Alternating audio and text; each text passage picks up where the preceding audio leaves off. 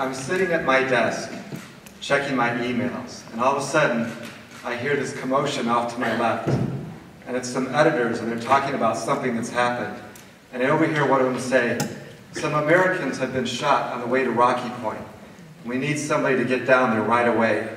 We need a Spanish speaker. And I'm thinking to myself, I hope it's not me. You see, I had just started at the Arizona Republic. I'd only been there for about 2 months. And I grew up in Chicago, and I lived in a lot of places. I lived in Boston, I lived in Western Massachusetts, and I lived in Syracuse before I moved to Phoenix. And I had even lived in Mexico for a while. But I really didn't have much experience at the border. I really didn't know the border at all. And I didn't have any contacts there. And then all of a sudden, sure enough, I hear the editor walking over to my desk. Gonzalez, I need you to get down to Rocky Point right away. There's been some Americans shot on the way down there. So I rush home, I throw some clothes in my bag, and I run back to the newspaper, and I meet the photographer there, Jack Kurtz. And Jack and I jump in my car, and we start driving. It turns out Jack Kurtz knew the border really well. He was from El Paso, Texas, and had really recently moved to Phoenix. So we're driving down and kind of getting to know each other, and Jack says, hey, I need to tell you something.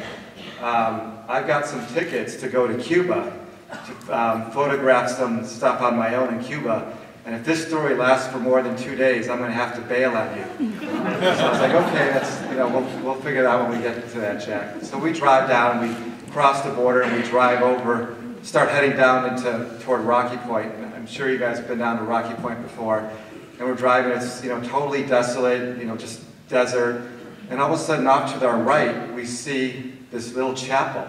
And we knew this is where the shooting had taken place. So Jack and I pull up into this chapel, and there's nobody there. It's completely deserted. And we walk inside, and we see this very grisly scene. On the cement floor, there was a pool of dried blood. There was blood splattered all over the walls. There were bullet holes. And I remember that there was this crucifix hanging on the wall, and you could see Jesus looking down at this very grisly scene. And so after we leave there, Jack and I decided to head down to Rocky Point, and then we spent the next 2 days there kind of doing the typical news stories. We interviewed some Americans who were there vacationing, we interviewed business owners, we asked them questions like, have you heard about what happened with these Americans? Are you scared this is going to keep you from coming to Rocky Point? Those kinds of things. So we're working, it's a very busy 2 days, we're working on deadline. Jack's filing stories. He's filing his photos, and I'm filing my stories. And then about 2 days into the story, we get a call from my editor in Phoenix, and he said, hey, some Phoenix police are going to be heading down to Mexico to help investigate this crime, so we need you to stay down there a little bit longer. And Jack says, hey, guess what? I got to go. I've got to head back to Phoenix and catch my plane to Cuba. So I drive him back across the border into Loopville, which is the border town right on Arizona-Sonora line, and I drop him off at the shuttle, and he heads back to Phoenix. In the meantime, the Phoenix police show up at the border, and I meet him there, and we drive down back down to that chapel that I told you about. When we get to the chapel, we meet the Mexican police, and by then the Mexican police had done a fantastic job of recreating what had happened. And so they start telling the Phoenix police, well, this is what happened. The 3 people were inside this chapel, and the man, it turned out there was 3 people. There was a woman, her son, and the woman's husband, the stepfather for this boy. And the man had been shot first, and he collapsed on the cement, and then they shot the guy in the back of the head to make sure he was dead. And then the boy was also shot. He was about 20 years old. And as he ran out of the chapel, he aspirated, and you could see on the side of the wall where the blood had kind of come out of his mouth and sprayed onto the stucco wall. It was this very, very grisly scene. And he managed to make it out into the highway where he collapsed. And then whoever had done this horrible crime came out and shot the youngster in the back of the head also right on the highway to make sure he was dead. The woman had been shot multiple times, but she survived, and she managed to get in her pickup truck and drive all the way back to the border. And before she collapsed at the steering wheel, she managed to get help. So the Phoenix police are putting out the story in Arizona based on what this woman had told them. And she said what happened was they were inside this chapel, they had stopped there to pray, and some man came to rob them. And the husband had taken out his wallet and was going to turn over his wallet, and he got angry, and he ended up throwing it at the robbers, and that made the robbers mad. And so they started shooting these people. So that was the story that was going on in Phoenix. Meanwhile, the Mexican police were saying, no, there's no way this was a robbery. This had all the telltale signs of a drug cartel hit. These folks had to be involved with drugs in some way because of the way they were shot. They made sure that the two men were dead. And they speculated that they didn't have the heart to shoot the woman in the head, and that's how she was able to escape. So after that happened, I come back across the border into Arizona, to Lukeville, and I write my story from this little motel that's located there. And I file my story, and by then it's getting late in the day. And my editor calls me, and he's read the story. He says, hey, great job. You can come back now. I think we're good now. And you've done a great job. And so why don't you start heading back to Phoenix? And it's about a 3-hour drive back to Phoenix. So I'm feeling really relieved and good about myself, and I figure I've gotten through my first big story in Arizona, at the Arizona Republic. And the last thing I've got to do is fill up my car with gas, and there's a little gas station there right on the border. So I stop, and the gas station is completely empty, and I'm filling up my car with gas, and all of a sudden, out of nowhere, I hear this voice to my left and say, hey, are you heading back to Phoenix? And I turn around, and there's this man, maybe in his 30s, this Mexican man, and I look at him, and I was kind of startled, because I thought, where did he come from?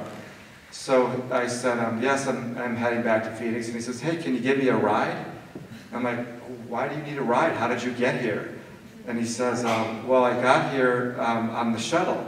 I came this morning, I'm sick, I've been fighting a cold, and I came down on the shuttle to cross over into Mexico to go to a pharmacy because I could get some medicine cheaper that way. And he holds up this little bag, he's got a little pharmacy bag, and he's got his medicine in there. And he must have seen that I looked really leery, and he says, oh, I know, you must think I'm illegal. And actually it hadn't even crossed my mind, I just was wondering, who this guy was. So he reaches in his wallet and he pulls out his Arizona driver's license and his green card. And I'm looking at him, and inside I'm thinking to myself, what should I do? Should I give this guy a ride? I don't even know, who he is, and it seemed kind of strange. So I said to him, you know what, why don't I drive over and see if there's any more shuttles, and then I'll see, what I should do. So he goes, okay. So I drive over to the same shuttle place where I had dropped off Jack Kurtz, and I pull on the door, and then sure enough, it's locked. And I see the schedule there for the shuttles, and it says the last shuttle leaves at 3:30, and I look at my watch, and it's 4 o'clock. So then I'm thinking to myself, what am I going to do? And this guy had been pleading, if you don't give me a ride, I could be stranded here all night. So I look over, and I see him standing by the gas pumps. And I'm thinking to myself, I start thinking, should I give him a ride? Should I not give him a ride?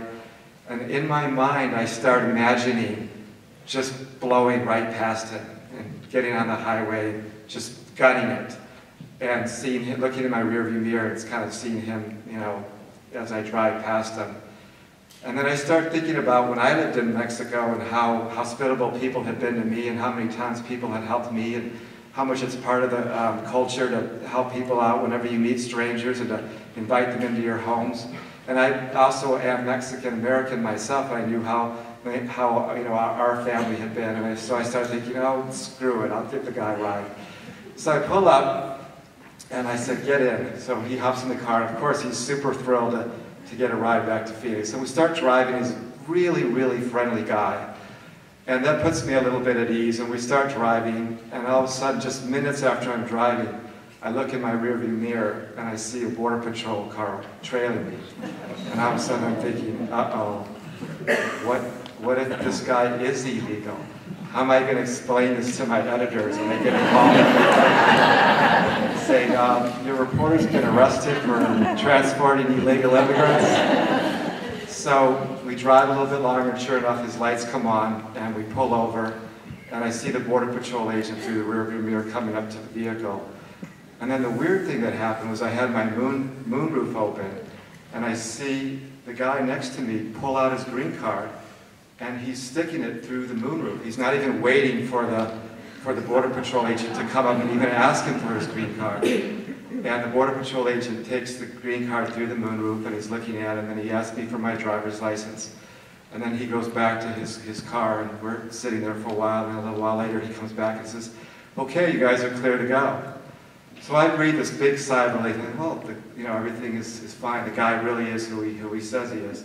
So we start driving, and as I said, he's a really friendly guy, and he's really chatty, and I'm really relieved and happy to be heading back to Phoenix, and I'm in the mood to be, chatting too. So he starts asking me questions like, "So, what are you doing here?" And I said, "Well, I'm explaining to him, I'm a reporter for the Arizona Republic." And he's like, "Well, what are you doing here?" I said, "What did you hear about those murders?" And he said, "Yes, I heard about it and following on the news." So he starts asking me all these questions about it, and I'm telling him, what are the things that we've heard so far. And every time I'm telling him, he's nodding his head, and he seems to know an awful lot about the murder. And he starts to seems like he's almost knows some of the details that I know, that I'm wondering, he must be a really good reader of the newspaper. So we're driving, and all of a sudden, I start thinking about this photograph that I have in my coat pocket. And it was a photograph that the Phoenix police had given me before I left, and it was a sketch of the suspect. And I start thinking about this photograph and what the guy looks like. And I remember he had this mustache and these high cheekbones and black hair. And all of a sudden, I remember it was as if somebody had poured ice into my veins. And I started thinking, oh my God, what if this is the killer? What if he's been down here hiding, and he's come back across the border, and now I'm giving him a ride back? And I really was, this wave of paranoia came over me. And I remember my cell phone was sitting on the console next to me, and I reached down very quietly and held it in my hand. And I remember I held it in my hand like it was a rock. And I started thinking, if he tries to do anything, I was imagining I'm just going to smash it in the face with my cell phone. And I started imagining, I'm going to be able to jump out of the car. All these scenarios are playing through my head. Meanwhile, he's chattering away, asking questions. But he must have sensed that something had kind of come over me, because I kind of stopped talking and I froze up. And we started kind of talking less and less, and we still had this long way to get back to Phoenix. And so I started kind of thinking about this, and it was the first time I'd really had an experience with what the border is really like. And I've had this experience many, many times, and I've been back to the border many times since then. And one of the things I learned that day was the border can be a place where a lot of times what's real isn't real. And there can be bad things going on there. It's a place where you sometimes can't really trust your instincts, and that there's things that are going on there that you don't really know what are happening. And sometimes it's a place where I sometimes have this feeling you can't even trust the police. It's that kind of feeling. And doing this job, I've been doing this job now for 15 years, I remember something really could have happened to me that I could have really kind of lost my humanity. These are the kinds of experiences that kind of tend to harden you as a person. But I feel like I really didn't want it to harden me. And when I look back on that, I think to myself, would I do that again? Would I give that guy a ride again? And you know what? I probably would. Because he probably was who he said he was. He probably was a guy who just needed a ride back to Phoenix. So we kept driving, and by the time we got to Phoenix, it was dark. And I remember he told me to get off at 35th Avenue in McDowell. I got off, and I opened up the door, and he got out of the car, and I watched him walk into his house. And I never saw him again. And 15 years later, that murder has never been solved.